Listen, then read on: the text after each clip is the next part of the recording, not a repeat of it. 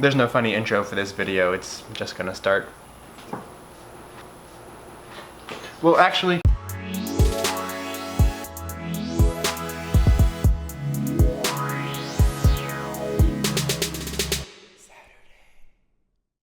So this is the intake for GM's 2.5 liter Iron Duke 4-cylinder engine, which came out of my 1985 Pontiac Fiero that I'm currently restoring, which a lot of you probably already know. Now nothing is actually wrong with this, it's just old and grimy. This big cast aluminum part is the intake manifold, or intake plenum. I've heard it both ways. This guy right here is the EGR valve, which allows some of the inert gas that is the exhaust back into the engine in order to reduce the combustion temperatures, which in turn reduces the amount of nitrogen oxides the engine produces, as well as causes the engine to run more efficiently. Up here is the throttle body. This is an outdated style of fuel injection promptly called throttle body injection. This single fuel injector squirts the fuel onto the butterfly valve, which is what controls how much of the air and fuel mixture is sent to the engine cylinders. My Fiero is also equipped with cruise control, so not only is there the main throttle linkage that is controlled by a cable coming from the gas pedal right here, but there's also a separate cable coming from a solenoid that is vacuum operated. Also, if you notice that this section up top is a heck of a lot cleaner than the lower section, that's because back in December, off camera, back when I was still filming episode 5, I cleaned this and took it apart, and because there was a leak out of this gasket, so I replaced that.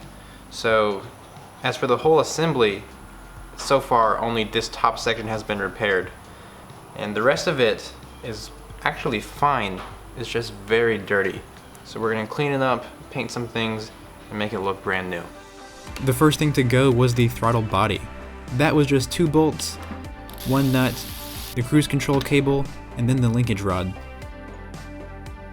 With that off, the gasket that mated it to the manifold was removed as well. It was a little flaky though, and it had to be picked out in some sections to get it all the way off.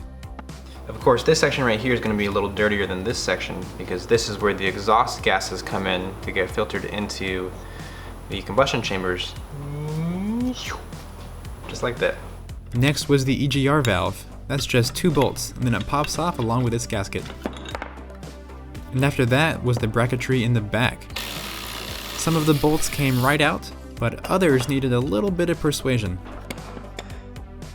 And after those 2 brackets were off, I focused my efforts on the brake booster vacuum fitting. It too needed a little dead blow hammer love, but after that, it was smooth sailing.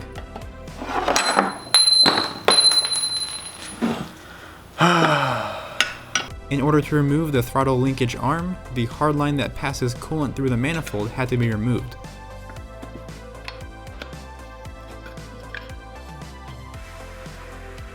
The little fitting that connects the hard line to the manifold was also taken out. And after removing the last bolt that also acts as the hinge for the linkage arm, everything was off. Minus these 2 little fittings up here. They are fine right where they're at. With everything apart, I can start cleaning it all up. The first thing to do is take off all of this caked on oil and grime. To do that, I used oven cleaner.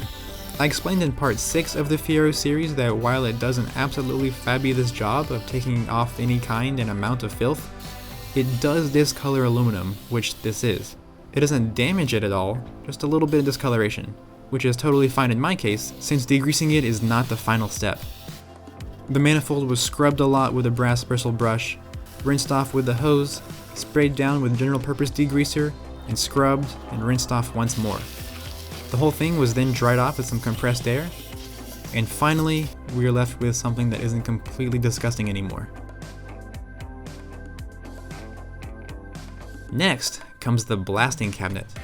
As I also said in part 6, Eastwood sent this over to me to help out with my projects, and it has honestly been an absolute godsend for restoration jobs like this. Eastwood really does make some high quality stuff. I mean that wholeheartedly. I sincerely recommend checking them out. To ensure that all the machine surfaces are kept smooth during all the blasting, masking tape was applied over them and then a razor was used to cut it all back. I didn't bother masking off the back machine surfaces since there's no sealing happening back here. These were just made to be flat in order to hold the brackets properly. And after blasting away for what felt like an eternity, the manifold looked fantastic.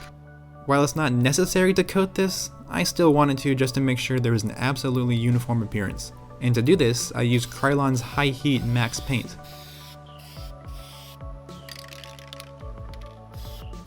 And with that set to dry, I could start looking at the other little pieces.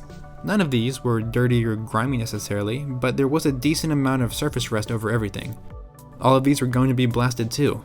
The threads on the pivot shaft I wanted to protect, however, so those were taped up. Then, slowly but surely and one by one, everything was blasted clean.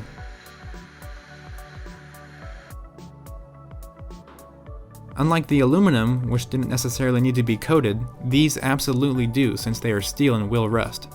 And for that, I just used black Rust-Oleum automotive enamel paint. And all of the bracketry was held up by bent coat hangers while painting and could be hung up to dry. But the linkage shaft, which was just held in hand while painting, was squeezed into a wooden vise to keep it secure. Next was the coolant line and fitting. They were both pretty rusty, but nothing that a little wire brushing couldn't fix.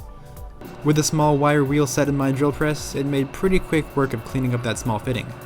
The wire wheel on my bench grinder, however, made even quicker work of cleaning up the main hardline. They looked super great at this point, but the raw metal was still exposed. The pieces were given a clear coat to protect them, as well as allowing them to still have that shiny metal look. The little things like the vacuum fitting and the vacuum hardline were also cleaned up and coated for protection. The throttle return spring had seen better days. After giving him a high velocity sand shower, he cleaned up rather nicely. To get the paint evenly coated on all surfaces, I made sure to spread the spring apart. The original color was yellow, and I thought about making it red, but that probably would have made the car too fast, so I figured orange was a nice middle ground. But with the last of the little odds and ends taken care of, the last part to address was the throttle body. This is where some people might have a few gripes. So if it wasn't already apparent, I'm not one of those cookie cutter restoration YouTube channels that do incredible work and pay the utmost attention to every little part on what it is they're working on. I'm just a dude that likes to work on stuff and share it with you guys. So for this, I'll only be taking it apart to replace the gaskets and give it a general cleaning. And like I said before, this worked absolutely fine. I just want to make sure it keeps working fine. So after the injector assembly, fuel lines, and throttle position sensor were removed, I gave it a good spray down with brake cleaner and a good scrubbing with a brass brush. Then it was just a matter of putting it back together. There was a new filter added to the fuel injector as well as new O-rings, and a new gasket was used to sandwich the two halves of the injector assembly together, as well as a new gasket between the assembly and the throttle body. New plastic seals were put on the fuel lines, and then they were tightened back down. And with the throttle position sensor screwed back on, the very last thing to do was put it all back together.